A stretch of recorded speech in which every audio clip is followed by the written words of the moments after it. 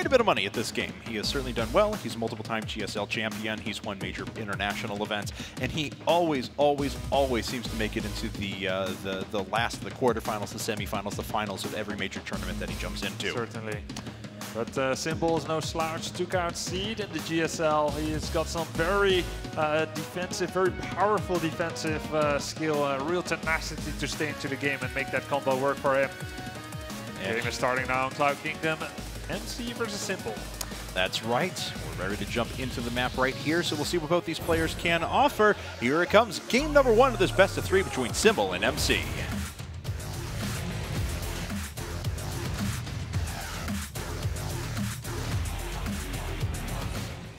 IPL 5.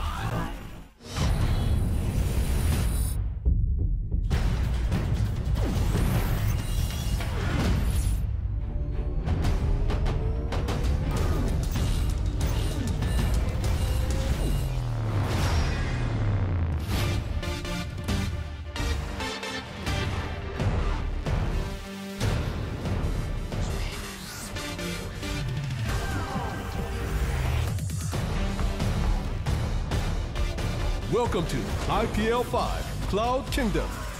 That's right. Down here in the bottom left-hand corner, we have our red Zerg player from Team SCV Life. He is... TSL Symbol.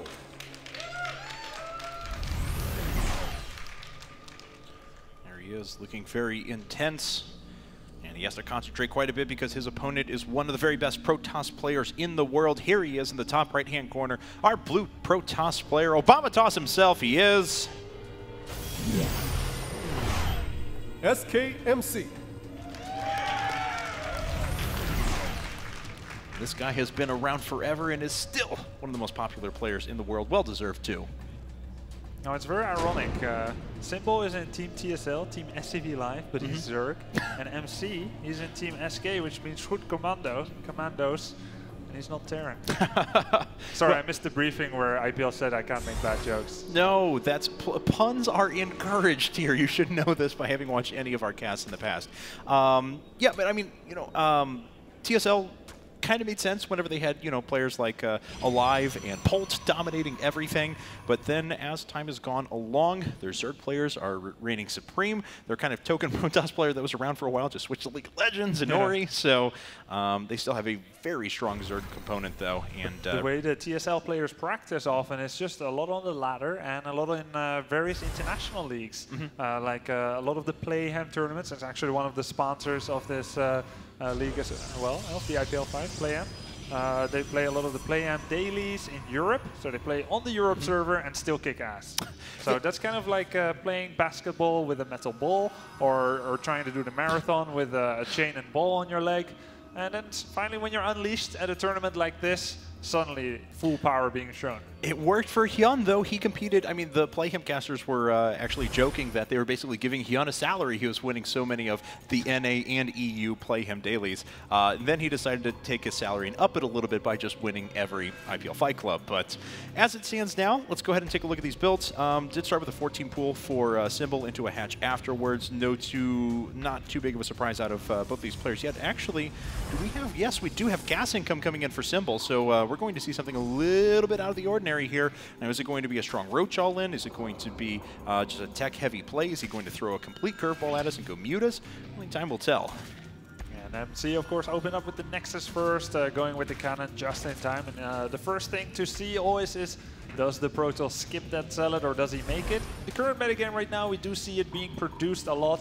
If you do make that Zealot and immediately follow it up with a Stalker, you cannot chrono boost your probes as assiduously.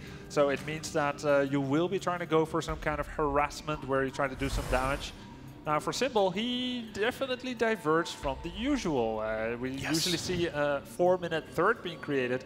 Symbol, however, he has been mining gas. He got that spawning pool upgrade metabolic boost, which means he will have speed links, and he's still mining with one drone from the extractor. Now, we see two paths diverging from here usually. We can see a drone going to the third, which means he'll just have a delayed third when we'll make extra drones on 2 bases, or we can see some kind of all-in. Yeah, and so far, the drone has not made its way over to the third, although I do see something creeping over there now. Will he be able to take out this probe, though, before it's able to make its way over to the third? No, it looks like it's just going to be a little bit too slow, and it is going to see, in fact, that this drone is only just now dropping down a hatchery. Now, that should send up a red flag to MC right now. He knows something is up. He doesn't know that it's exactly gas right now. He doesn't know that speed is on the way at the moment, but he can start to formulate a little bit better plan now that he has exact knowledge of when that third's going up. Yeah, and because the third is so late, MC wants to know if it's a fake out or not. And now, because there's no Zelnaga tower coverage by Symbol, he's able to slip another probe past there. And why is MC walking through the middle, not going for that third? He wants to be on in an intersection course with any potential roaches moving out now from the natural or the main base of Symbol. So not seeing roaches, this is the exact timing that you're checking for that. That tells MC it's okay, okay, you're not doing an all-in.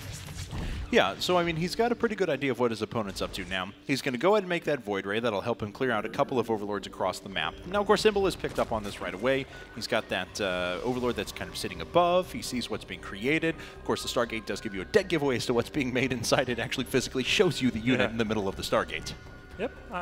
Kind of funny. I wonder why they did that, but it's just that structure. Yeah, just that structure, nothing else. Well, anyway, we'll see what MC wants to do to follow this up, though. He does have +1 weapons on the way. He just actually started that up, and he's got his additional gateways coming up now. Now, on the other hand, we already see 2 evolution chambers put down. There we go. Spore crawlers are being added, so he is going to remain diligent, make sure that he's not going to die to these Void Rays. But we do have Phoenixes following this up, so it's not like MC is just making one air unit and then stopping and switching over to something else. Yeah, it's very textbook play here by MC. I'm not sure if he made the Stargate when he realized that there was no quick third by Symbol, but it's very usual against this late third to open up with a Stargate so that you have the Void Ray against any potential Roach Rush. And you can also do some kind of map control, get those air units out, and we take a look at MC still making probes, which means he'll be following this up with a third base. Okay, so we'll see when he decides to put that up. He does already have a few units over there. Just make sure that there's no Overlords in play. Nothing's going to distract him. Ooh, does MC know about this in the top left? No. I thought like he had such a good game sense of where Symbol will be sending all his Overlords that he was going to find it. It was the only Overlord who had the courage and the temerity to still go into the map, even as every other Overlord was being called home. But it will be getting away with that for now. Maybe it will be called forth later on to do some valiant scouting, but for now, it just remains hidden in the top left-hand corner. All right, so there are a few additional Spore Crawlers that are being created.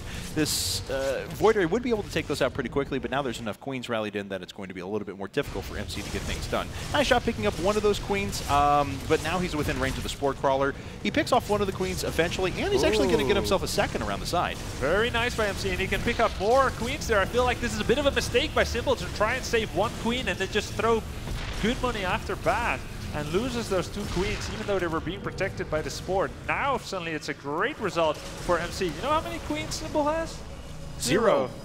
That is staggering. He's producing 4 at a time right now, but his injects are critically delayed. He has no response to what's in the air right now. He just has to hope that they would fly over any sort of Spore Crawlers that are already in play. Slow reaction here by MC. He's going to lose all his sentries immediately. Oh, that's terrible. He had all the good cards in his hand.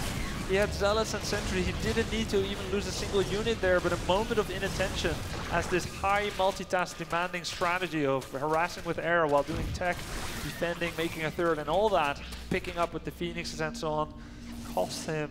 Yeah. Maybe cost him the lead in this game.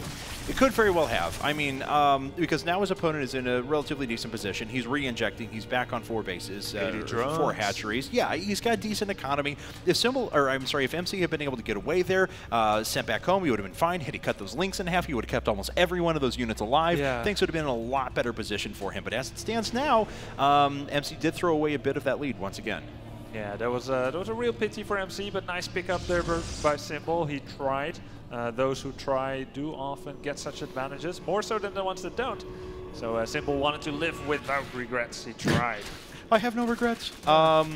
Well, the Zerglings are surrounding the now completed Nexus. They're going to do a little bit of damage.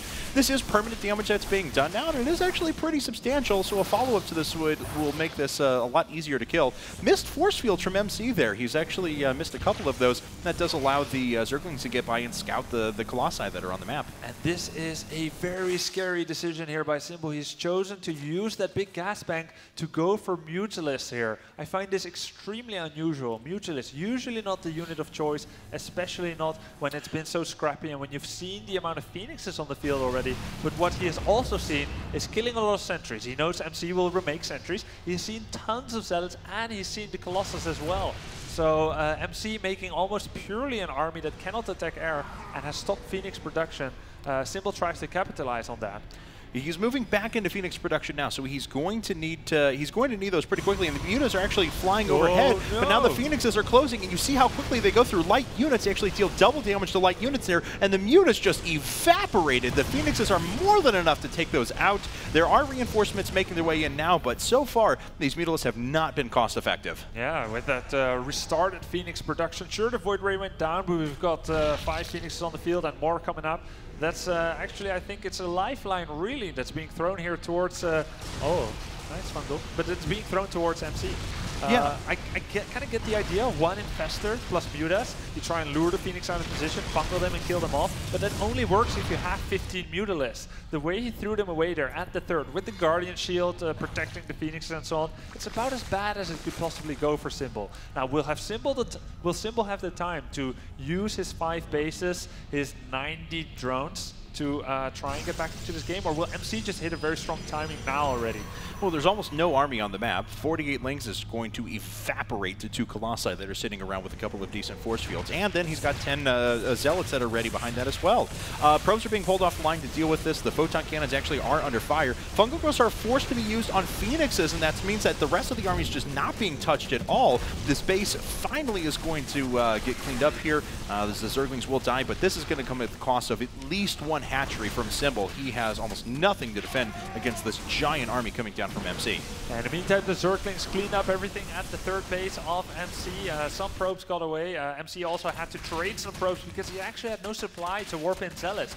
The Zerglings keep winning against these warped in Zealots because they take a lot of damage as they warp in. But in the meantime, can Symbol hold this off? He's got 5 Infestors, he's got a number of Corruptors here and a good amount of Zerglings. I feel like MC is overstretching a little bit here. He doesn't have enough unit to back this up, and this entire army is already in the yellow. Symbol cleaning up here. And he still has that base on the bottom right. Yeah, you remember those 12 or 13 units that he warped him back to defend his third? That's not in his army up at the front right now, and those units may have been enough to turn the tide. But as it stands, Symbol is able to defeat that big army up at the front, defeat it convincingly, and there's GG. So MC goes down in game number 1. Symbol jumps up to a 1-0 start. In a game that probably leaves many fans wondering whether the optimal efficiency was reached for both players here.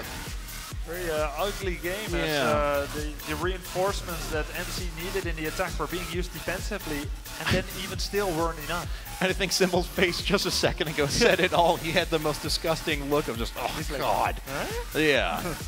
That was a very weird game from start to finish. I mean, when it came to that last engagement, there was a moment, though, when MC just had, we talked about it, he was on 8, 9, 10 gateway, something like that, and he had to warp in about 3 different times back at his third. Those were all units he could have used up at the front. Those were all units that he could have used to bring down the hammer on his opponent. Definitely. He kills 1 base, but then can't do anything else. Yeah. And it comes down and back a bit to MC. I mean, it's all about who makes the biggest mistake, and who makes the last mistake. MC's mistake really here is, and also an unforced mistake, was the fact that he lost 8 Zealots and 4 Sentries to 30 Zerglings or so, where he could have lost nothing at all.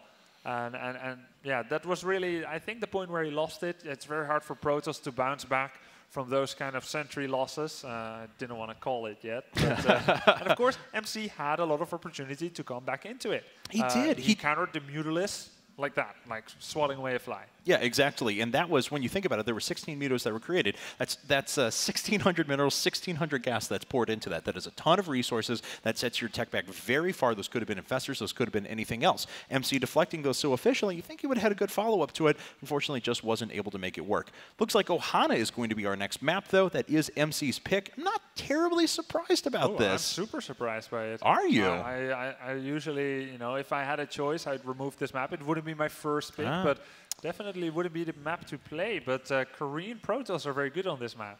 That's right, yeah. I mean, and MC's style especially. He can execute a Sentry Immortal all-in really well on this map. He can do something that's designed to split his opponent's third away before the Destructible Rocks go down. So there are opportunities here for MC to be aggressive, and when in doubt, MC is usually aggressive. Yeah, definitely. There's no doubt about it, actually, in fact. In the meantime, the in-game chat, Sugo, it means well done, you know, good job. And MC said, probably jokingly, circling Imba, circling Saki. And, well, they were certainly in that case, especially, Zerglings are a little bit Imba when you don't pay attention to them and you let them kill everything you have. Yeah. All right, so we're just waiting